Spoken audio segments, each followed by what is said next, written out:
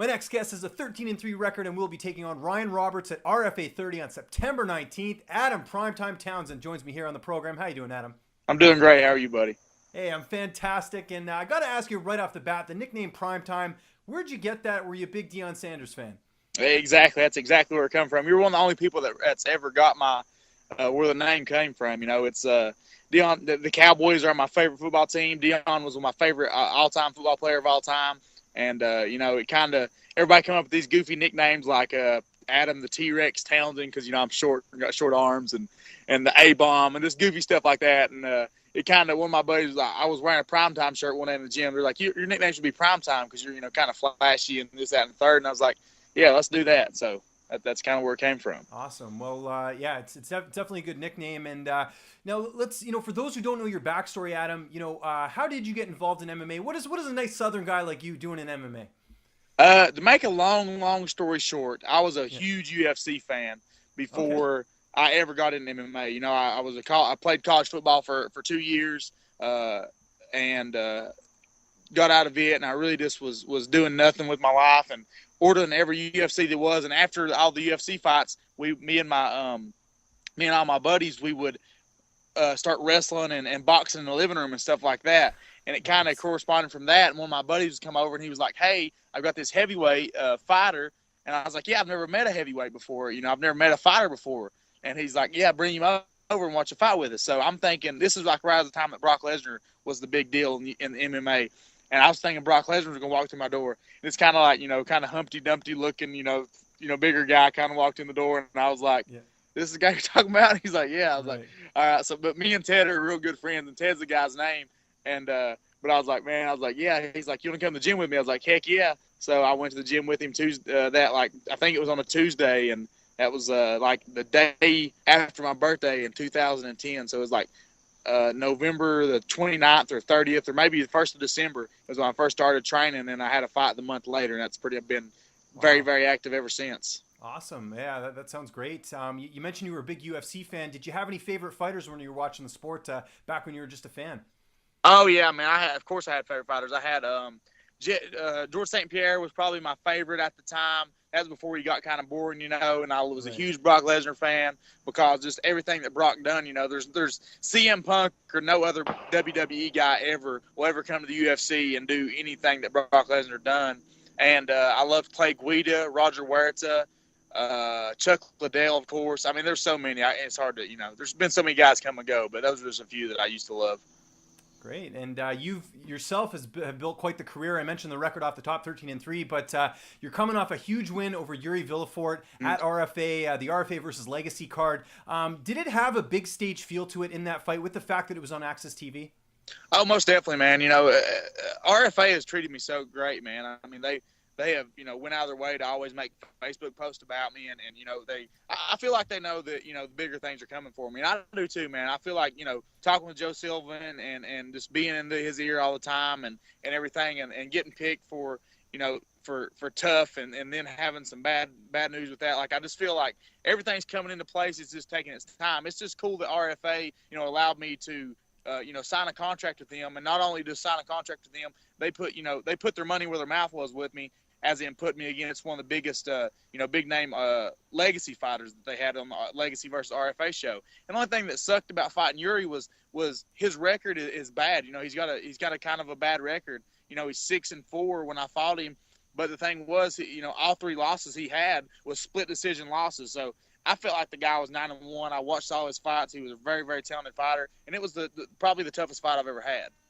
Absolutely. You mentioned the Ultimate Fighter there. What happened with the tryouts and things like that? I know for some people, they didn't really like the tryout process. Up here in Canada, all the Canadians were pretty upset with the fact that, they seemed to only go after guys in bigger camps. Did you kind of feel that as well, too? What was your experience like with it? Yeah, I mean, I'm really emotional about that still because, especially it's coming out, in 2 days. And to make a long story short, I got a message from Joe to come out to the Ultimate Fighter. He sent me an email and was like, "Hey, make sure you're at this." And I was like, "Heck yeah." So that gave me a little bit of confidence that I was going to get picked, Well, I made it past the grappling. I made it past the striking. I made it past all the interviews. They kept me in Vegas for an entire week.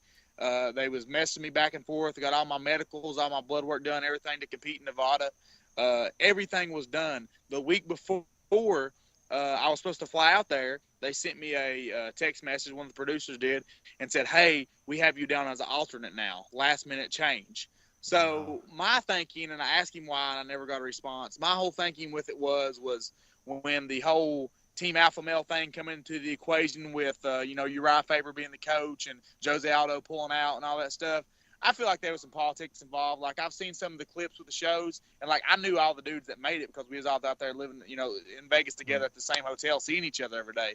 And there's a bunch of them dudes that I didn't see, that I've seen in the clips that I've not seen, that I never saw there. Don't mean that I didn't see everybody there, but at the same time, it's like, okay, I'm sure some of these dudes got pulled in last minute or something happened with some things like that. Politics, it's like everything else in life. Yeah, I mean, and it's interesting you mentioned that because you see a lot of SBG guys with McGregor that are on the cast as well too. So you might be right about that. And yeah, that's too bad that they didn't really do a proper process. It was kind of more about which guys they wanted on the team who were Faber's boys or who were McGregor's boys. Right. But yeah, sorry, go ahead. Oh yeah, we kind of figured that out. The producers wouldn't tell us, but we was hanging out with the producers the whole time. And we was talking to them about, they're like, this show's going to be different. This one guy named Joey kept telling us, this season's going to be a lot different. They've never done they've done I think they've done US versus Canada or whatever, but they knew it was going to be us versus, Europe. So that's kind of was the whole, we already knew that because there were so many European guys that was, we had like 3 or 4 groups of people that was going to like medicals, doing their like CAT scans and blood work and certain things together. And like half of them was, European. So we knew that was kind of the whole black play. We thought it was going to be Gustafson versus maybe John Jones with the coaches. I really didn't think it was going to be Connor because he had the fights happened on the 12th or 15th, I believe, of July. And, McGregor's fight was like the 11th. That's why nobody was thinking it was going to be Connor because he had a fight the day before. Interesting. Now going through that experience, does that motivate you even more going into this fight, knowing that, you were that close to being under the Zuffa banner and, now you are here facing another UFC veteran. Does that really kind of pump you up? Oh yeah, man. Like I'm super pumped, man. I think fighting for the RFA is great, man. They treat me well. They pay me well. Everything's in line with the RFA, and I really like Ed Soares and all the guys there. So I mean, I think it's all coming, into place. But yeah, it kind of, had its backfall for me not getting in that way. But I'm still super excited to, go through the RFA way. The contract's going to be better when I finally get in the UFC. You don't have that long 9-fight contract like you will with Tough. So, I mean, it might be a blessing in disguise. Plus, I didn't really want to be away from my kids from 6 weeks. But, I mean, it would have been nice to, be fighting for the UFC in December as well. So, but I'm ready, man. I feel good. The only thing that's kind of that was a little bit worse about this camp was, dropping back to 145 because that's where this fight is. And I've not fought at 45, and this will be 8 fights. It's been a long time since I've been there, so it's been a rough one. Yeah, I wanted to ask you about that. Is the plan to go forward as a featherweight, or do you want to stay at lightweight? Is that the division you're more comfortable in?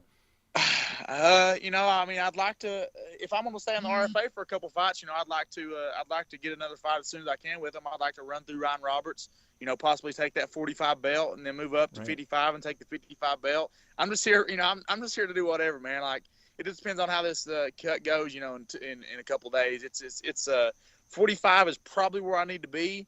Mm-hmm. But I need to, it's one of them things. It's so rough on me. I don't know. I'm going to see how it goes after this fight. And, then I'll plot whether I'm going to stay at 145 or move back up to 55.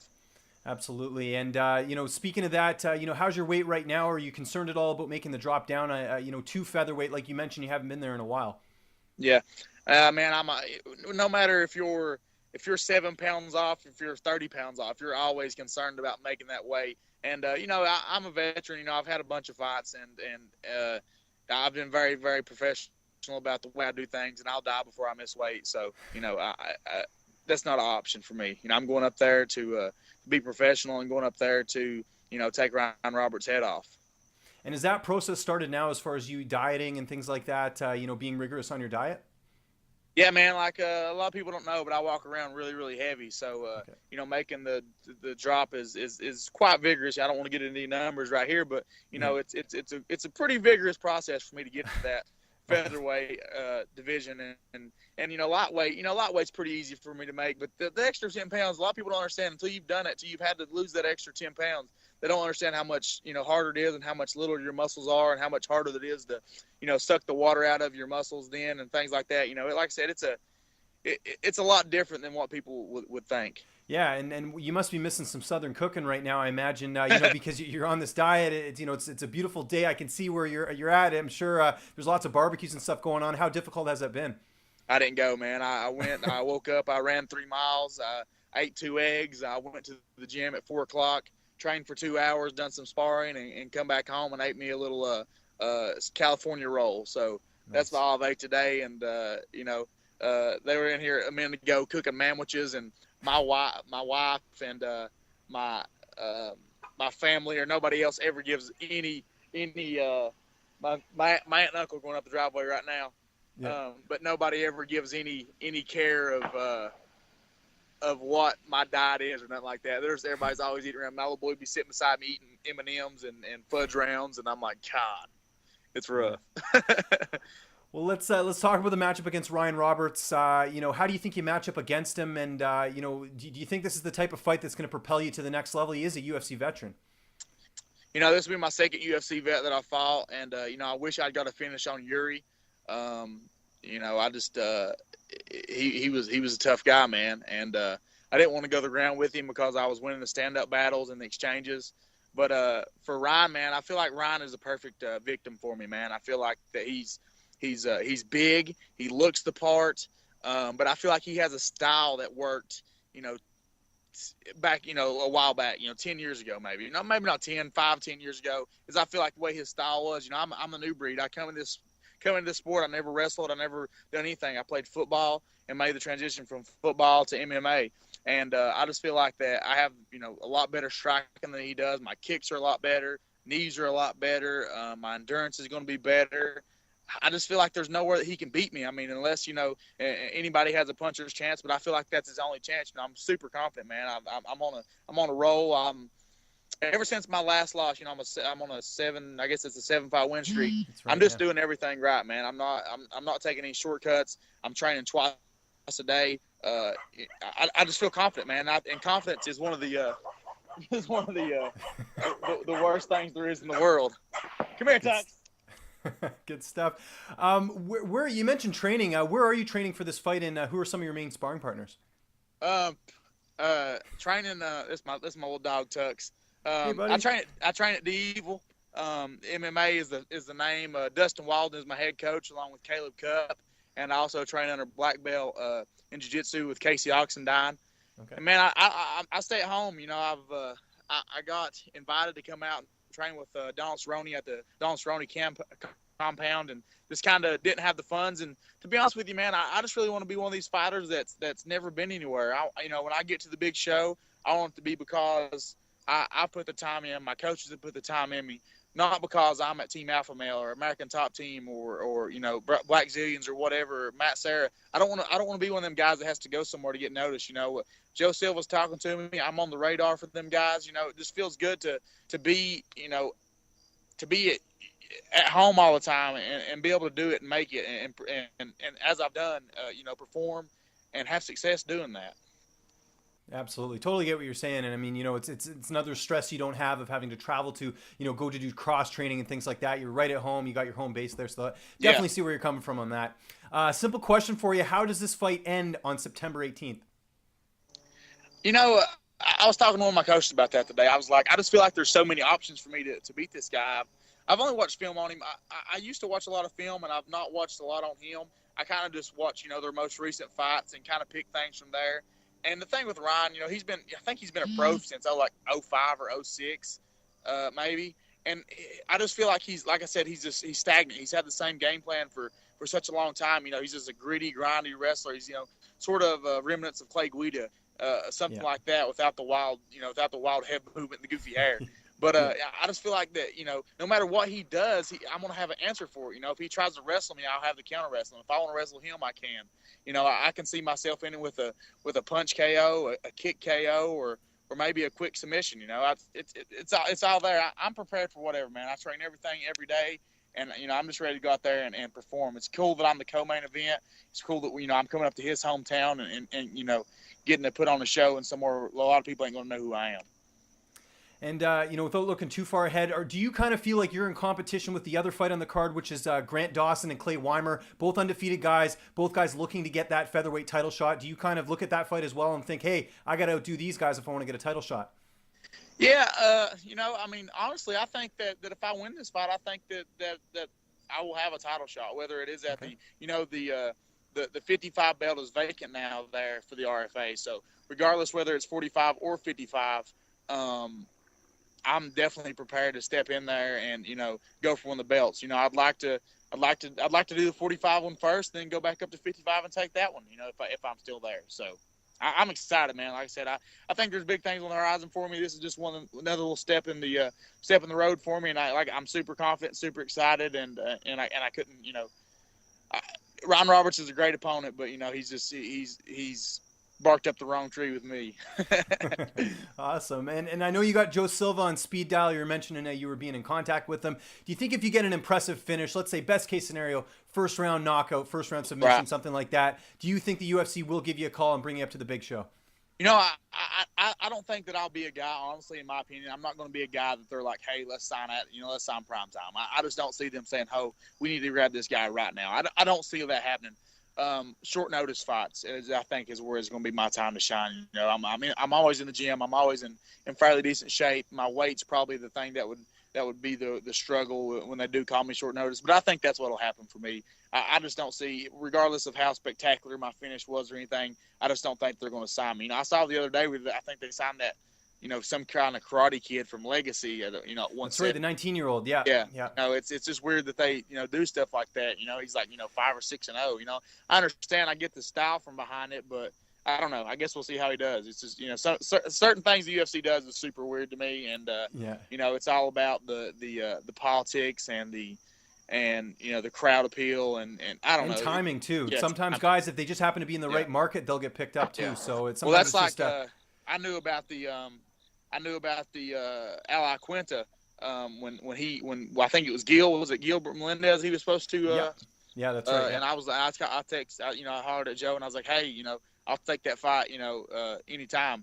And he he messaged me back. He's like, well, that would definitely been an option for you, but Al thinks he might be injured as well, and he was thinking about not really wanting to pull, but he had some injuries as well. He said he'd like to nurse since that fight. He would just rather be off the card. And I was like, well, damn. So, there's shots for me. It's just got to be the right timing. It's all timing for me. I just got to go out there and perform on the 18th, and hopefully everything will come from this. It's just cool, too, the RFA, is in with UFC. It's not like, I've got to be over here sitting like here back talking, not talking about certain things like this. It's cool that we can talk about the UFC and me wanting to be there with the RFA because, they're in with them. So it's awesome.